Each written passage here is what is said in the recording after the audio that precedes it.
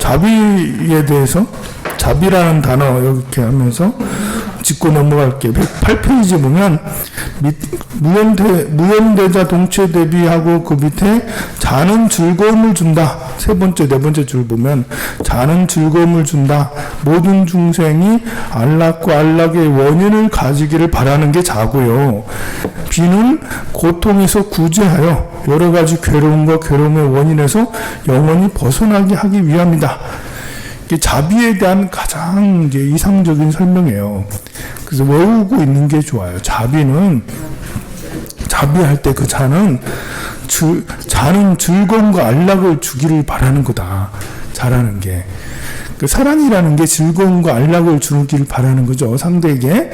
나 자신을 사랑하는 것이 나에게 즐거움과 안락을, 편안함을 주기를 바라는 거. 이것이 사랑이고 자라는 거고, 비라는 것은 고통에서 벗어나고 고통의 원인에서 영원히 벗어나게 하려는 것이 비다. 같은 말인 것 같지만 보는 방향이 다르죠. 즐거움을 주는 것과 고통에서 벗어나게 하는 것, 이것이 자와 비라는 것입니다. 두 가지를 다 가지고 있으면 그게 자비심이고, 사랑이라면, 우리가 원하는 사랑이라면 그런 것이겠죠. 영원히 즐겁게 해주고 고통에서 벗어나게 해주고, 이것이 진짜 사랑이지 않겠어요? 그러니까 이제 상대에 대한 사랑이에요. 내가 상대를 사랑하는데, 우리 아들을 사랑하는데 아들이 나를 싫어해. 내가 사랑받는 게 싫어하는 거야, 아들이. 그러면 그게 사랑하는 게 아닌 거예요. 집착하는 거죠. 이제 부부가 서로 사랑한다고 하는데, 사랑한다라고 막 하는데 뭔가 좀 불편하고 싫어. 이건 집착해서 그런 거잖아요. 상대가 진정으로 즐겁기를 바라고 즐겁게 즐거움을 느끼도록 해주고 고통에서 벗어나게 하는 것을 느끼도록 하는 것이, 그게 이제 사랑을 하는 거지. 그게 아니고 다가오는 것이 불편하고 싫고 그러면 아니겠죠. 집착이라고 할 수 있겠죠. 우리는 이제 두 가지를 다 쓰죠. 이렇게 완전하게 다 사랑하는 사람은 잘 없습니다.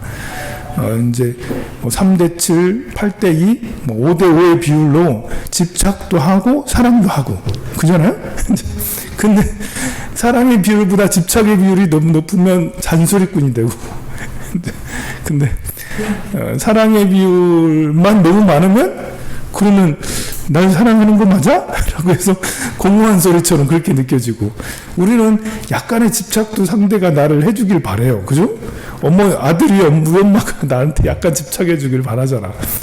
남녀가 또 나에게 약간 집착해 주길 더 바라고.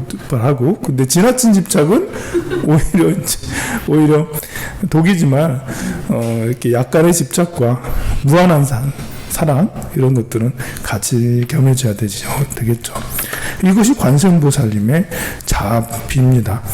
그래서 110페이지를 보면 관세음보살과 보타산, 환경 남쪽에 보타락가산이 있는데요. 이 남쪽에 그 관세음보살님이 사는 산은 보타락가산이고요. 이렇게 이제 중국에 보면 그 남쪽에 보타락가산이 있어요. 거기는 완전한 남쪽, 중국에서 완전한 남쪽은 하이난섬일 텐데, 근데 하이난섬은 이제 중국 본토에서 옛날부터 그렇게, 본토에서는 너무 외곽이라서 옛날 그 해남섬은 별로 이렇게 취급을 하지 않았고, 상해, 절강섬 이쪽에 있었던 조그만 섬, 여기를 이제 보타락가산이라고 생각을 했습니다. 일본에 어떤 스님께서, 일본에 무슨 스님이지? 보타산지에 보면 일본 해학스님께서 5대산을 두루 순례하다가 마음에 드는 불상 관세음보살상이 있어서 슬쩍 해가지고 거예요. 그 일본으로 모셔가야겠다 해가지고 그걸 이제 정말 새겨가지고 가져가가지고 배를 타고 이렇게 가는데 배가 안 움직이는 거예요. 가다가. 그래서 이제 그 소원을 빌면서 이게 제발 움직이게 해달라고 해서 거기에서 멈추게 해달라고 했는데, 바로 보타락가산이 있는 그 섬에 배가 다다르고 거기에서 이제 불사를 해서 관세음보살을 모시고 그게 이제 보타락가산이 되었다라고 합니다. 처음 보는 보타락가산이 된 것도 약간 이제 우습죠. 중국은 좀 특이한 게 4대 성지 중에 그 관세음보살 성지는 일본 사람들의 전설이 약간 아까 일본 해학 스님의 전설이 있고 이제 구화산 좀 이따 나오는데 구화산은 우리 김규각 스님의 지장왕보살 김규각 스님하고 밀접한 또 관계가 있어요.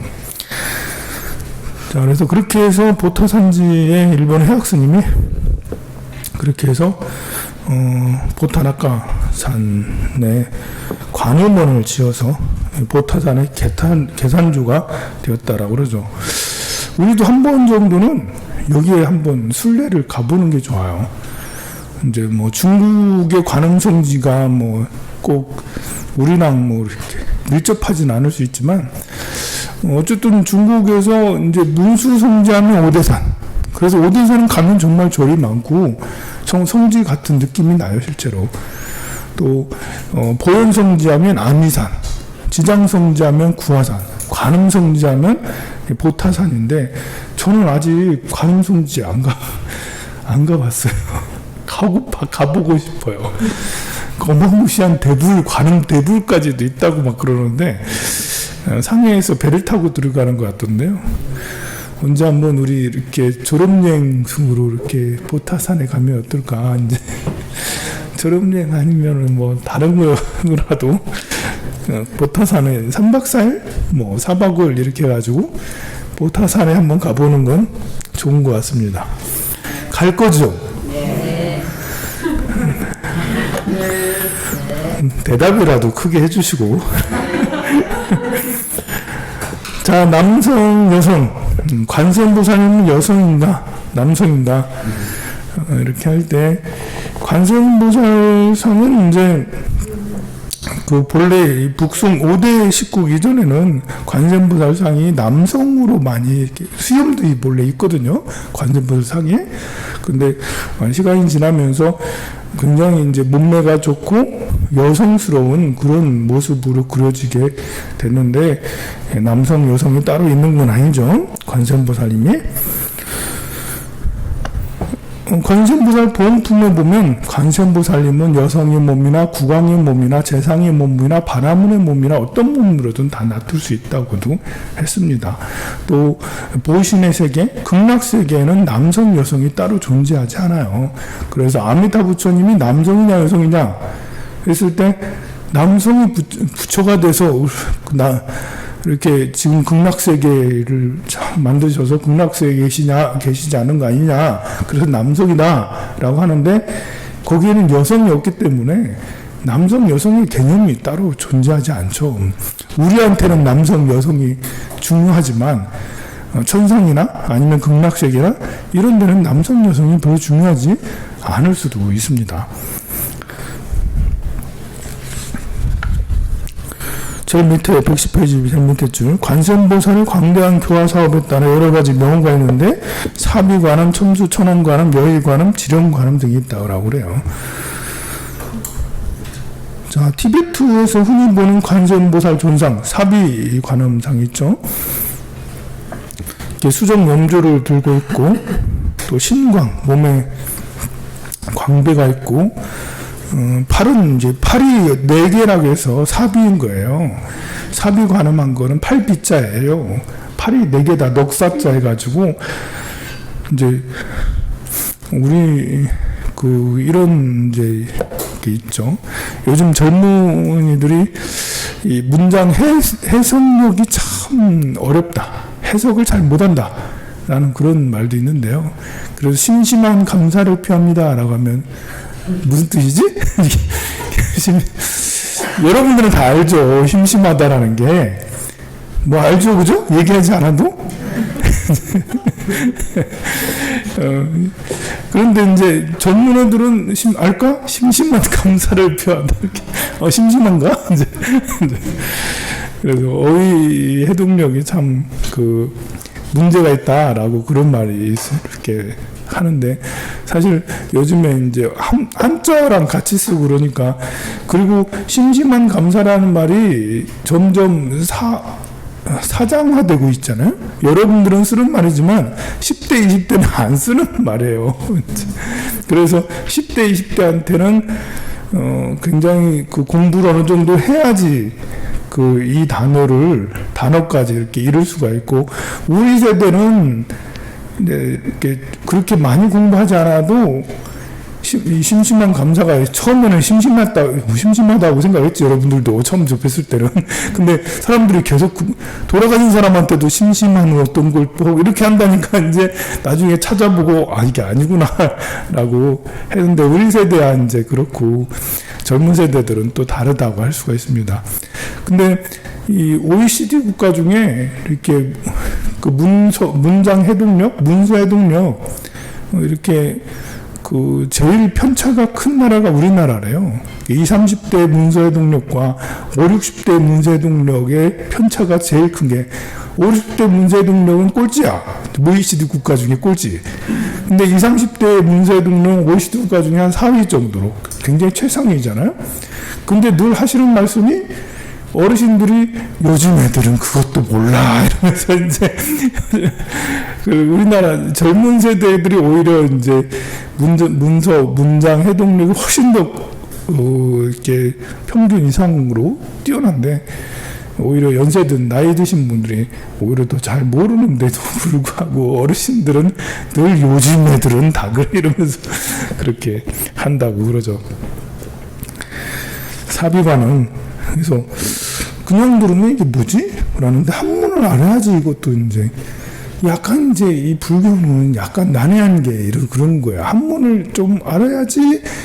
그냥 들으면 사비관은 이게 천수관음만 해도, 천수천왕관음만 해도 그냥 막 아무렇지도 않게 들으면 그냥 이름으로만 생각하지.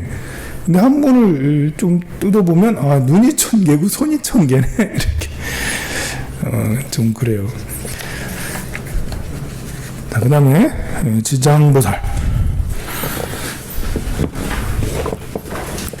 지장보살일 때 끄시띠 가부라, 끄시띠 가르바라고 하는데요. 지장이라고 보는 게, 지는 땅을 의미하고 대지를 의미하고, 장은 함장, 비장 이제 그 포함되었다, 감추어졌다라는 그런 것입니다.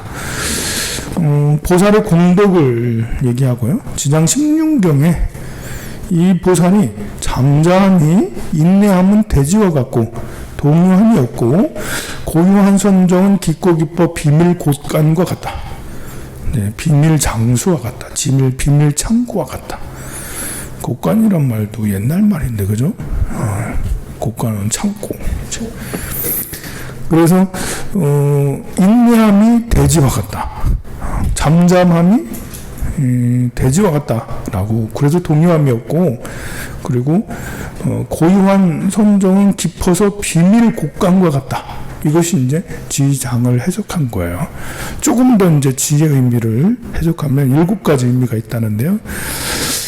대지는 일체의 동물과 식물을 생장시키는 힘을, 키우는 힘을 가지고 있듯이 모든 선법을 생장시키는, 키우는 힘을 갖는다는 것을 비유했고, 그러니까 지장할 때 굳이 지장보살은 뭐 하시는 분이냐? 땅처럼 키우는 사람이다. 땅의 자양분으로 나무와 사람을 키우듯이 영양분으로 키운다. 그래서 중생의 지장보살의 선법으로 중생을 키우는 거야. 성장시키는 거라 할 수 있죠. 그 다음에 대지가 일체 생물을 섭취할 수 있듯이 보살도 일체 선법을 섭취하여 대각을 성취케 한다. 그리고 세 번째, 대지는 일체를 떠받고 있듯이 보살도 중생의 괴로움에 이 언덕에서 청량한 저 언덕으로 실어다주는, 그래서 대지를, 중생을 실어다, 버텨준다, 중생을 실어준다. 중생, 그 일체 중생이 떠받들고 있는 게 땅이다라는 거죠. 대지는 광물, 식물 등을 저장하고 있듯이 보살도 일체 묘법을 함장하고 있다. 땅을 파면 금은 보화들이 가지게 있잖아요. 돌도 있고 별볼 게 많이 있습니다. 철도 있고 니켈도 있고 아연도 있고 말륨도 있고 이런 거 있잖아요. 그런 것들이 땅속에 비밀 복관처럼 많이 있다고 해서 파도 봐도 끝이 없다. 이제 대지는 만물을 자라게 할 수 있는 힘이 있듯이 보살은 항상 일체 묘선을 잘 수지하면서 증장하게 한다. 또 대지는 이렇게 평등하기도 하죠. 이제 이렇게 추석이 다가오고 있는데요. 추석에 이제 가족들이 만나면 참 갈등이 이렇게 자주 생기고 막 그러는데, 갈등의 원인을 보면 가만 보면 평등하지 않아서 생기는 일이에요. 좀 평등하면, 평등이라는 건 상호 존중이거든요. 나와 다르지 않다, 상대가. 이제 일단 기본적으로 남녀가 평등하지 않아요. 우리 그 추석날, 명절날 보면 남녀가 같이 평등해야 되는데, 여성이 일방적으로 희생하고 남성은 띵가띵가 놀고, 물론 남성은 그동안 돈 많이 벌어서 이제 그 시간에 휴가처럼 생각하고 그렇게 하는지 몰라도, 그 감정적으로는 이렇게 별로 여성들이 좋진 않죠. 옛날에는 관의 시대였기 때문에, 옛날에는 관의 시대였어요. 서열의 시대였다는 거죠. 서열의. 관이라는 것은 조직이거든요. 서열화된 조직을 관이라 하는 거예요. 그래서 관운에 승진하는 것도 서열을 잘 알기 때문에 서열을 이해해. 그래서 어르신들한테 눈에 딱 띄는 거예요. 관운이 되면. 어르신들이 갑자기 나를 예뻐해 주는 거야. 그래서 내가 픽돼서 승진이 되는 거예요. 관운이 되면. 근데 이 관이라는 게 서열화, 그러니까 어르신들이 나를 픽하고 하는 거니까 또 내가 어르신들한테 잘해. 전에는 시키면 뭐? 이렇게 했는데, 이제 관운이 되면 네, 알겠습니다. 이렇게 하는 게 관운인 거예요. 신기하게. 사람이 바뀌어, 태도가. 그래서 전에는 반 정부였는데, 관운이 되면 나라를 지켜야지. 이러면서 이렇게 되는 거거든요. 근데 전에는 관의 시대이기 때문에 서열화돼서 군신이 유의하고 또 충렬을 해야 되는 거죠. 충렬을 해야 돼요. 군하고 신은 충을 해야 되는 거죠. 이게 이제 가정에까지 들어와가지고 효를 해야 돼. 아들은 아버지에게 효를 해야 돼. 그래서 이제 군하고 신을, 충효라는 말이 되게 좋은 말이잖아, 사실. 우리 충효를, 나라를 지키고 해야 되니까. 근데 사실 충은 서열화됐다는 거거든요. 군하고 신이, 왕과 그 신하는 목숨을 바쳐서라도 왕을 보호해줘야 되잖아. 왕을. 마찬가지로 목숨을 바쳐서라도 우리 아버지를 이렇게 해야 보호해줘야 되잖아. 그래서 이게 좋게 해석하면 되게 좋지만, 이게 서열화를 만드는 거죠. 부모 자식 간의 서열화, 수직 서열화가 이제 조상으로부터 쭉 수직 서열화가 됐죠. 이게 이제 남녀도 이렇게 되는 거죠. 이렇게 평등해야 되는데 아래로 내려와서 이제 부부가 유별하다 라는 말은 부부가 평등하다는 말이 아니에요. 그죠? 부부가 유별하다는 말은 여자들은 비서다. 좋은 말로 해서 비서다. 좀 나쁜 말로 하면 종이다. 여자는 종이, 남자가 시키는 대로 한다. 여기에 자식이 또 밑에 들어가죠. 어떤 때는 자식이 여기 될 때도 있어요. 큰아들이 여기 있고 엄마가 여기 있는 이런 경우도 있습니다. 이제 너무 이제 조직의 군기가 세면, 장자 우선주의로 가면 엄마가 밑으로 내려와. 엄마가 밑으로 내려와가지고 이제 장자가 아버지 다음으로 됩니다.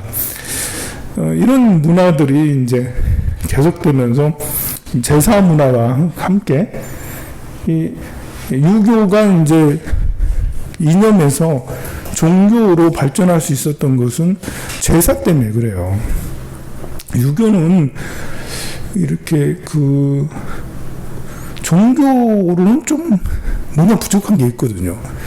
종교라는 것은 비는 게 좀 있어야 되는 거야. 빌어야지. 소원을 좀 이뤄야 되잖아. 또 사후에 이렇게 나의 편안한 곳이 가야 되잖아. 근데 유교라는 것은 공자님한테 빌지 않잖아. 그래가지고 유교가 나중에 그 성리학이 되면서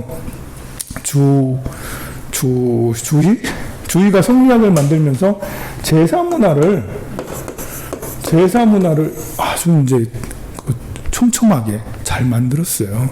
그래서 그 제사로 이렇게 유교가 그야말로 이제 종교로 우뚝 설 수 있을 만큼 그렇게 했는데 역시 종교의 힘으로서는 좀 부족하죠. 그래서 불교가 살아남았을 수도 있고요. 어쨌든 이 제사는 남자, 장남에게 이렇게 지어지면서 더욱더 남녀가 유별하게 됐고 남녀가 차별지게 되고 이렇게 형제 간에도 서열이 된 거예요. 이게 정말 나쁜 거예요. 어떻게 형제가 서열이 될 수 있어? 먼저 태어났으면 형이고 뒤에 태어났으면 동생이라서 이렇게 형 동생이 있을 수 있는데 이건 서열이 돼서는 안 되는 거거든요. 근데 우리는 서열돼서 형은 더 우대받고 동생은 참 난감하고 제사는 형이 다 가고 동생은 덜 가고 지금은 법적으로 다 평등해졌지만 아직도 장자 풀인명은 있어요. 근데 그런 것이 가족들을 서열화시키면서 그게 잘 돌아가면 상관이 없는데 그때는 잘 돌아갔지. 왜냐하면 관해 시대였기 때문에 그때는 다 별 어려움 없이 부뚜막을 밥 먹어가면서 대주를 잘 받들고 장남을 잘 받들어 가면서 잘 굴러가는 것처럼 보였죠. 맨날 맞아가면서 이제 부뚜막에서 맞아가면서 그렇게 했으나 지금은 상관의 시대죠. 상관의 시대. 관을 상하게 하는 평등한 시대야. 민주주의 시대잖아요. 이렇게 관의 시대의 반대는 민주주의예요. 평등한 시대죠. 수직 서열이 아니라 그냥 평등하게 이렇게 횡적으로 평등한 시대가 됐어요. 지금 헌법에서도 남녀가 평등하고 형제도 평등해요. 지금은 법적으로 재산도 n분의 1로 쭉 갖게 그렇게 돼 있죠. 그런데 이제 우리가 너무 빨리 이제 관의 시대에서 민주화된 시대로 오다 보니까 아직도 사회 통념은 이렇게 아직도 관의 이런 것들이 많이 남아있죠. 그래서 여성들이 아직도 사회에 나가지고 뭐 할 수 있는 일이 잘 없어요. 남성들이 거의 대부분 다 장악돼 있고 회사도 사장님도 거의 대부분 남성이고 취업도 남성이 이렇게 해서 돈을 더 많이 벌고 뭐 좀 그래요. 가정에서도 이제 이렇게 20대, 30대 이렇게 신혼부부가 여성들이 결혼을 잘 안 하려고 그래. 여성들이 결혼 안 하려고 하는 여성도 있죠. 직업이 변변치 않으면 하려고 해. 직업이 변변치 않으면 하려고 하는데 직업이 그래도 자기가 어느 정도 먹고 살아 이러면 별로 할 생각을 하지 않아요. 직업은 자존감하고도 자존심하고도 관계가 있거든요. 내가 떵떵거리는 직업을 갖고 있어.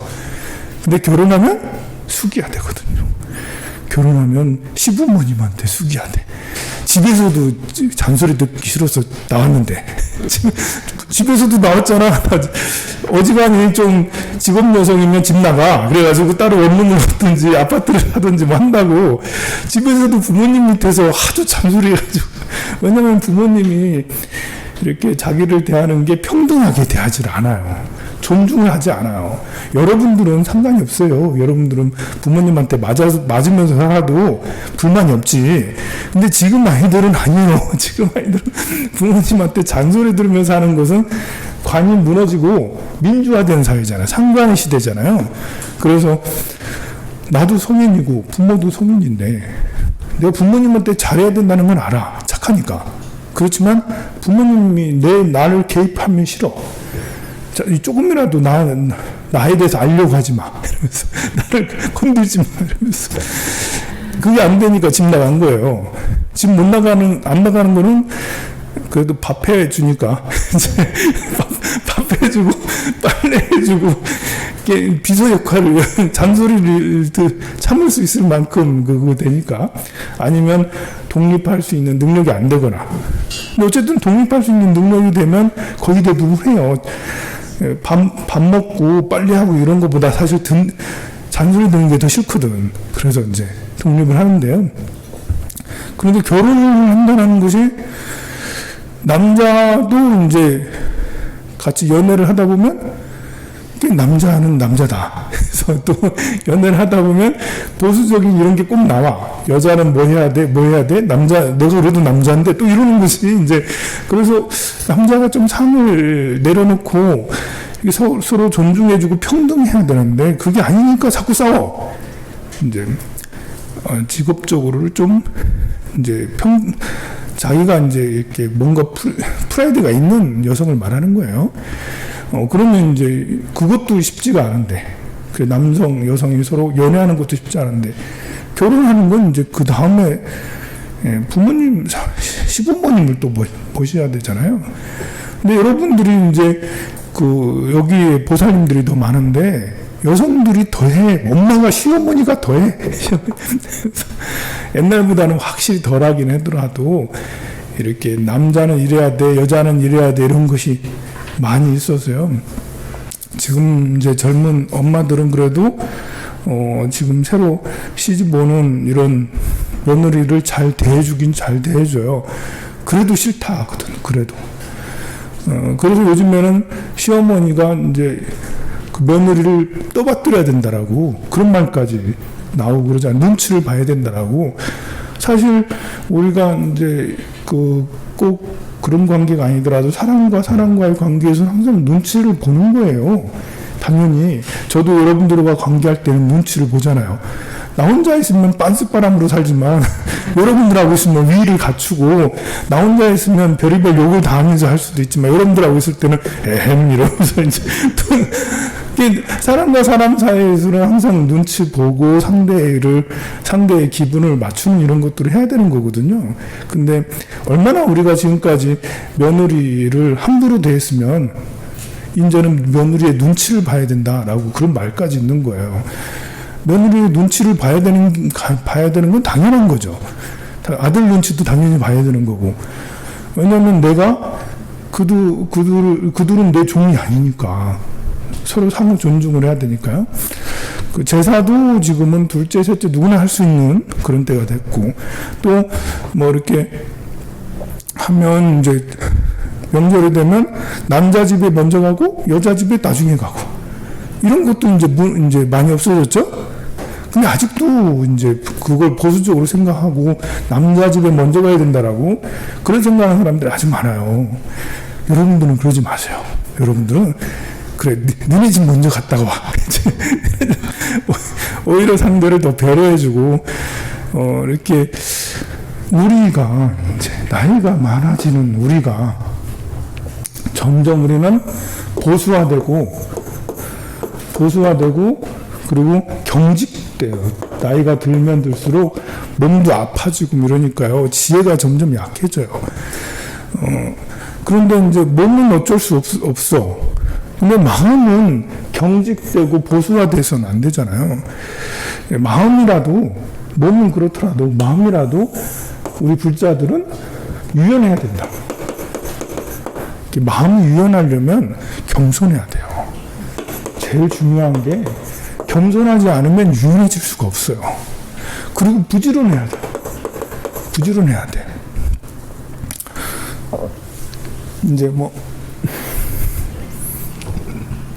이제 자식들을 또 받든다라고 생각하기보다는 존중한다고 생각하는 것이 더 낫죠. 이제 엄마가 아들한테는 정말 너무 심하게 존중은 하긴 하는데, 그렇지만 개입을 할 필요는 없다. 그리고 더 겸손해서 아들, 딸들이, 며느리가, 손주가 좋아할 만한 것들을 우리가 하려고 노력하는 것도 나는 겸손이라고 생각을 합니다. 그래서 지금까지 우리가 살아왔던 이런 것들이 계속 이어지면 국가의 발전도 없고, 또 사실은 남녀 간에 이런 불평등이, 이제 여러분들은 지금은 여자들을 전성시대다, 여자들이 더 살기 좋은 시대다, 여자들 마음대로 한다, 가정에서도 보면 여자가 다 이긴다 라고 그렇게 하지만, 그거는 따지고 놓고 보면 그런 부분이 없지 않아 있죠. 그 카페에 가면 전부 다 보살님들이 쫙 앉아있고, 밥집에 가도 낮에도 다 보살님들 딱 앉아있고, 이제 남자들은 공장에서 일이나 하고 여자들은 이제 그 돈 가지고 놀면서 다닌다라고 이렇게 그래서 여자들이 더 이렇게 뭐 한다라고 이렇게 하는데, 그게 이제 좋은 말 같지만 결코 좋은 말이 아닙니다. 이렇게 남자 여자가 불평등화된 사회에서 일부 여성들이 이제 복을 받고 있는 이런 거를 이제 스스로 공주처럼 생각하고 그러는데, 일부 여성들이 그러는 거지. 또 그 여성들은 사실 알고 보면 이미 무능해졌어. 할 줄 아는 게 그거밖에 없어. 다른 걸 할 줄 몰라요. 물론 남자도 공장에서 평생 일하면서 할 줄 아는 게 그거밖에 없는 거겠지만, 사실 둘 다 무능해지는 거예요. 그게 아니고 남자 여자들이 직업적으로라도 이제 서로 동등하게 일할 수 있는 기회가 주어지고, 또 육아도 같이 동등하게 하고, 장 보는 것도 같이 동등하게 하고, 요리도 같이 하는 거예요. 남자도 요리를 하고 여자도 같이 요리하고, 남자와 같이 요리를 해서 같이 밥을 먹는 것이 훨씬 더 맛있는 거지.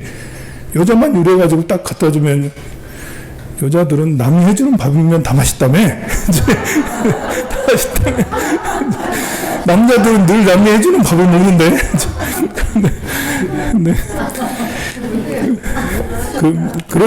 그러다 보니까 이제 남자들은 할 줄 아는 게 공장에서 아니면 직장에서 하는 일밖에 모르는 거예요. 요리도 할 줄 모르는 거죠. 청소도 할 줄 몰라요. 세탁기도 돌릴 줄 몰라, 어떤 때는. 뭐 이러면 이거 무능한, 어디 가서 일을 못해. 나이가 들고 그러면 경비라도 보고 이렇게 이제 하면서 해야 되는데, 공장에서 계속 일하고 직장에서 뭐 일하고 그러다 보면 경비가 또 쉬운 게 아니거든요. 이렇게 경비가 얼마나 겸손해야 돼요. 이렇게 별의별 사람들 다 보잖아. 보면 자기를 무시 얼마나 많이 당하겠어. 그래서 아집이 세고 고집 센 사람은 경비 못 봐요. 며칠 하다가 잘려요. 본인이 때려치든 잘리든 하고 그러거든요. 그 집에서 공동으로 같이 장도 보고, 또 요리도 같이 하고, 육아도 같이 하고 이러면 사람이 녹슬질 않아요. 그게 장 보고 육아하고 요리하고 하는 것이 별거 아닌 것 같아도, 제가 요리를 해보니까 머리가 좋아야지 요리를 하더라고. 머리 나쁘면 절대 요리를 못해요. 그 소금 얼마 넣고, 이제 간장 얼마 넣고, 이거 따듬고, 이거 삶고 하는 것이, 잘못 삶으면 푹 쪄지고, 이게 삶고 뭐 이렇게 묻히고 하는 것이 별거 아닌 것 같아도 대단한 실력을 요구를 해요. 능력을 계속 이렇게 녹슬지 않게 할 수 있는 거죠. 장 보고 하는 것이 별거 아닌 것 같아도 경제적으로 이렇게 경제관념이 생기죠. 남자들은 장 한 번 잘 못 봐보면 경제관념이 없어. 그냥 얼굴만 갖다 주면 끝이라고 생각을 하죠. 그러니까 무능해지고 그렇게 되는 거죠. 양성평등이 이루어져야지, 이제 여성들도 너무 이제 이렇게 평등하지 않기 때문에 사회에서 나가서 일할 수 있는 거리들이 잘 없고 하다 보니까 더 무능해졌어요. 그러니까 밥집에서 밥 먹고 이제 커피 마시고 이것밖에 할 줄 모르고 뭐 이렇게 되는 일들이 발생하고 그러는 거죠. 좋은 것 같아도 꼭 좋은 거는 아니다. 돼지 이야기하다가 양성평등에 대해서 이야기를 했네요. 이제 양성평등은 우리가 곳곳에서 일상생활 속에 이제 뿌리 박혀 있는 불평등이 항상 뿌리 박혀 있기 때문에 거기 어떤 문제가 우리에게 있는가를 늘 자주 생각을 해야 되겠죠. 본래 우월한 사람이 겸손한 것이, 우월한 사람이 겸손하는 것이 제일 좋아요. 그래서 이제 여성이 남성한테 요리 좀 같이 해줘, 분리수거 좀 해줘, 이렇게 얘기해봐야 별로 한몫하지 않다. 남자가 나서서 내가 요리 같이 할게, 육아를 같이 할게, 뭐도 같이 할게, 이렇게 하는 게 낫죠. 마찬가지로 이제 부모가 자식에게 할 때도 마찬가지죠. 또 절에서는 스님이 이제 신도와의 관계에서 이제 어쨌든 가분 절에서는 스님이니까 스님이 이제 오히려 더 겸손하게 여러분들한테 더 인사하고 뭐하고 이렇게 해야지 서로 상호 유연한 관계가 될 수가 있죠. 그 직장에서는 사장님이, 부장님이 직원한테 이렇게 하는 것이, 마찬가지로 이제 이렇게 그 매장에서는 사장님이 고객들한테 뭘 이렇게 잘 해줘야지 그게 잘 돌아가는 거잖아요. 그렇게 마찬가지라고 할 수가 있습니다.